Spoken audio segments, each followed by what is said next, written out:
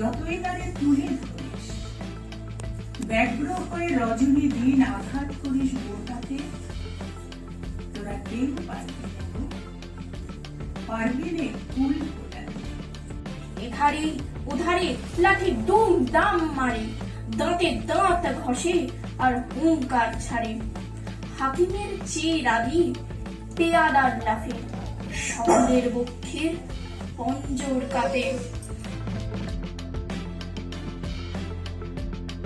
বাচিক অনুশীলন কেন্দ্র উচ্ছ্বাসের পক্ষ থেকে বিভিন্ন কবির বিভিন্ন স্বাদের কবিতায় সংস্থার ক্ষুদে থেকে বড় ছাত্রছাত্রীদের অংশগ্রহণের মধ্য দিয়ে অনুষ্ঠিত হলো আবৃত্তি ও শ্রুতি নাটকের এক অনবদ্য সাংস্কৃতিক সন্ধ্যা।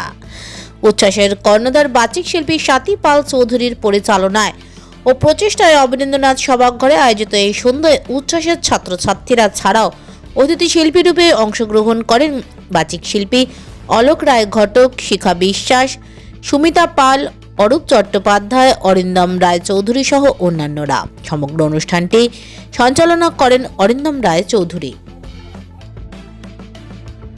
হ্যাঁ, একটাই কথা বলবো যে ভাবতে ভালো লাগছে স্বাতীর এই আয়োজন, যে একটা প্রজন্ম ভালো কাজ করছে ফুরিয়ে যাচ্ছে, এটা তো শিল্প থেমে যাবে।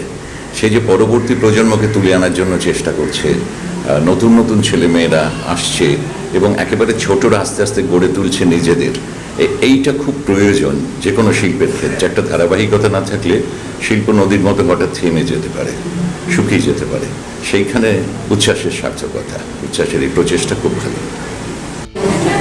আমার তো খুব ভালো লাগছে এই কারণেই যে এত ছোট ছোট বাচ্চারা এত স্বতঃস্ফূর্ত কবিতা বলছে এবং যারা বড়রাও বলছেন তারা কিন্তু অনেকেই যথেষ্ট পরিণত বয়সে পৌঁছে গেছেন, এখনও তারা সেইভাবে কবিতার চর্চা করে যাচ্ছেন ভালোবাসা দিয়ে। এটা সত্যি অত্যন্ত আনন্দের, যেহেতু আমিও একজন সিনিয়র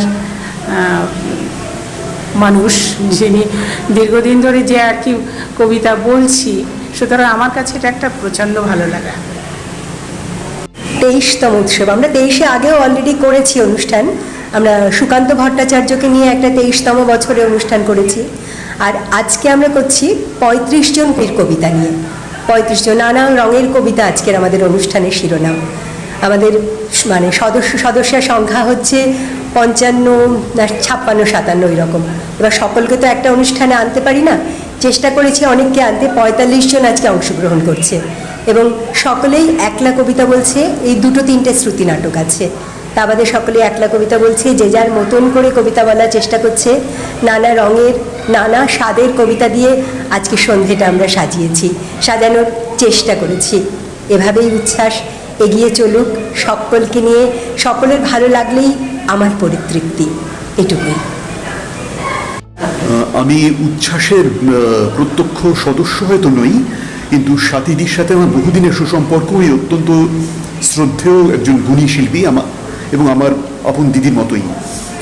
তা আমি আমার অনুষ্ঠানে ওনাকে আমন্ত্রণ জানাই এবং উনি এসে আমাকে কৃতার্থ করেন এবং উনি আমাকেও স্নেহ করে ডাকেন। এটা আমার কাছে একটা বড় প্রাপ্তি।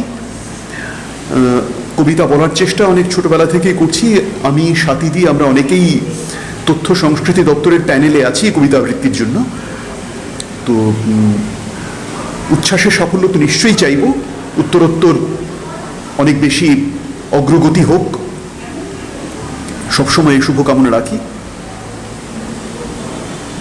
দেরি করিস না, তুই একটা গাছের ছবি আঁক দেখিনি? অজয়ের পারে একটা ফুল ফুটেছে পলাশের, তুই আমাকে একটা পলাশ গাছের ছবি আঁকে দে। 24 নিউজ বেঙ্গলের সঙ্গে থাকুন, সাথে থাকুন, দেখতে থাকুন সব খবরের জন্য চোখ রাখুন আমাদের চ্যানেলে।